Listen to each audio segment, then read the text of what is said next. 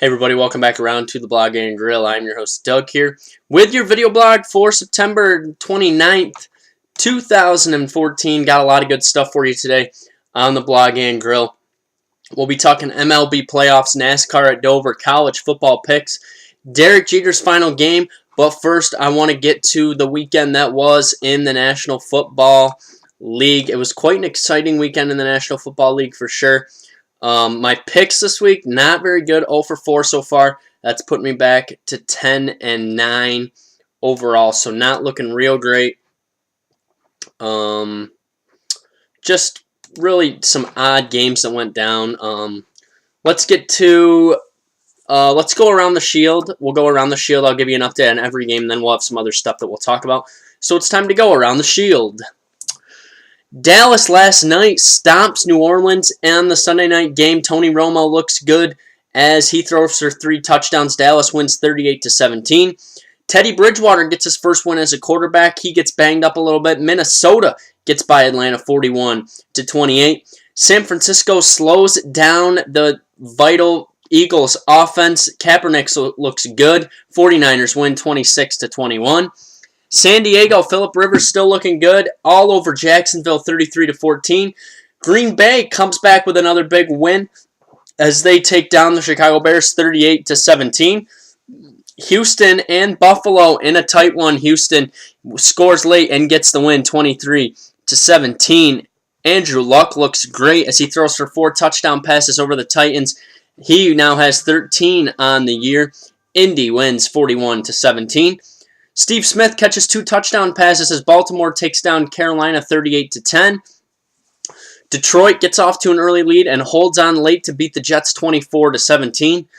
Mike Glennon hits Vincent Jackson for a game-winning touchdown with 3 seconds left, 27-24 Tampa Bay over Pittsburgh. Across the pond, Ryan Tannehill looks better. Lamar Miller runs the ball well once again. Miami takes down Oakland 38-14. And, of course, our Thursday night game, the Giants and the Redskins. Just an update on my Monday night pick.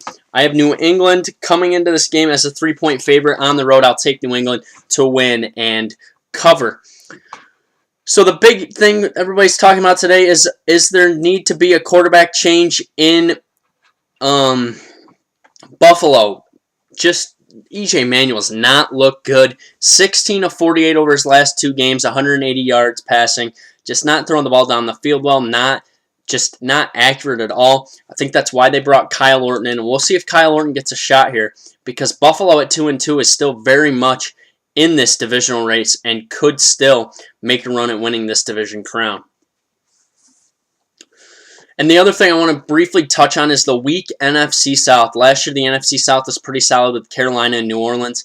This year, New Orleans is 1-3, Tampa Bay is 1-3, Atlanta 2-2, and Carolina at 2-2. The only team that won yesterday in this division was Tampa Bay. And really what it comes down to is these teams don't have as many weapons as they used to have, and the Saints' defense just has not looked good. So we'll see who can emerge out of that one. And really, I still think it has to be New Orleans just because I think they have the best quarterback, and I think in this division, the best quarterback will win that division. We'll do some more NFL. We'll do our power rankings on Wednesday. Derek Jeter yesterday finished up his Major League Baseball career with an infield RBI single in his final at-bat. He becomes just the 2nd player in baseball history with over 11,000 at-bats and over a .310 average. The other guy, Ty Cobb. And let's go. I want to just give you some numbers from this ESPN article I read. So let's look at some of these. Derek Jeter finished his career with 3,461 hits, and it is more than Hank Greenberg and shoeless Joe Jackson combined, and he finishes 6th on the all-time hits list. Derek Jeter, he is the only man in history who ever got 200 hits in the postseason alone. Okay, Derek Jeter, 200 hits in just the postseason. Number 6, Derek Jeter played for the Yankees when he was 20 years old. Derek Jeter also played for the Yankees when he was 40 years old, and he played for them all at the ages in between. Thanks to the Eli Sports Bureau, we know that doesn't happen much. He's one of 6 players who played for the same team at age 20 and after turning 40. And finally, number 1, finally, there's an astounding number. According to Elias, It's the number of games Jeter has played in his entire career in which his team, the mighty Yankees, was mathematically eliminated from some sort of race for some sort of trip to the postseason.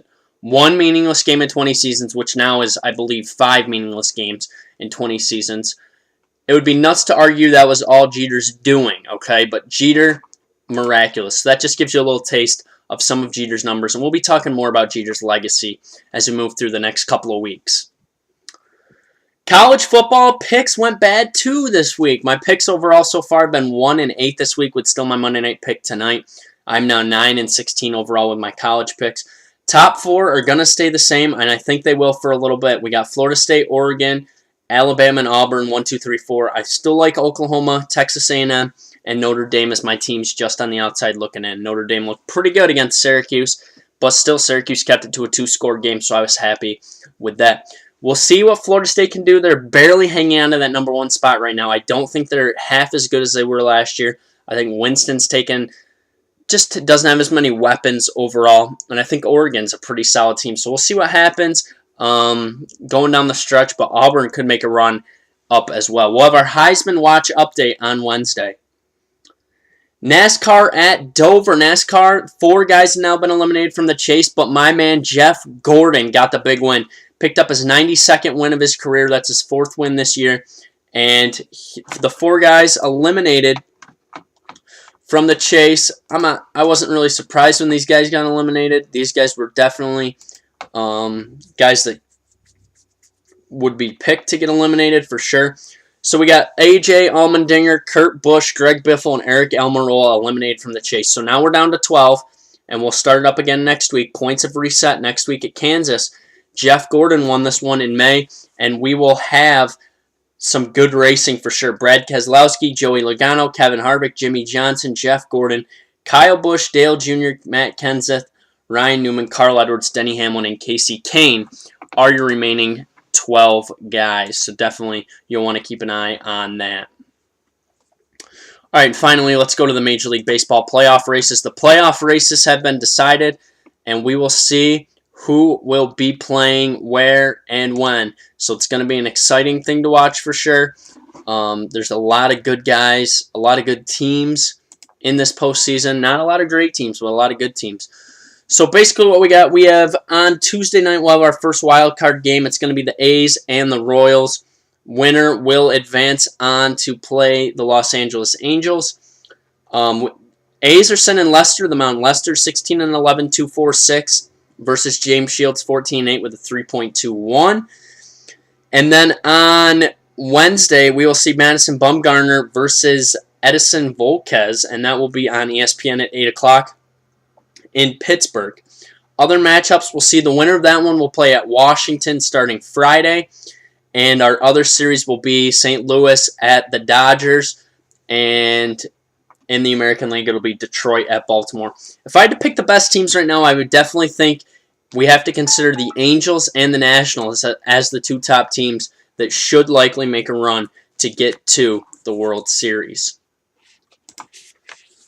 All right, that's all I got for today. I'll be back on Wednesday. Heisman Watch update. Also, we'll do NFL Power Rankings. We'll talk some more about Major League Baseball playoffs. I will give you my pick for the wild card game. The American League wild card game, I just think pitching-wise, I'm going to take John Lester. I think the A's have really struggled in the second half, but they will get it done and advance on to the division series. So we'll be back. We'll do that. Check me out on sportsmindednews.com. Also follow me on Twitter at YankeeBaller415. You can comment, question, subscribe to my page on YouTube. Thanks for tuning into the Blog and Grill. I'll be back on Wednesday. Have a good start to your week.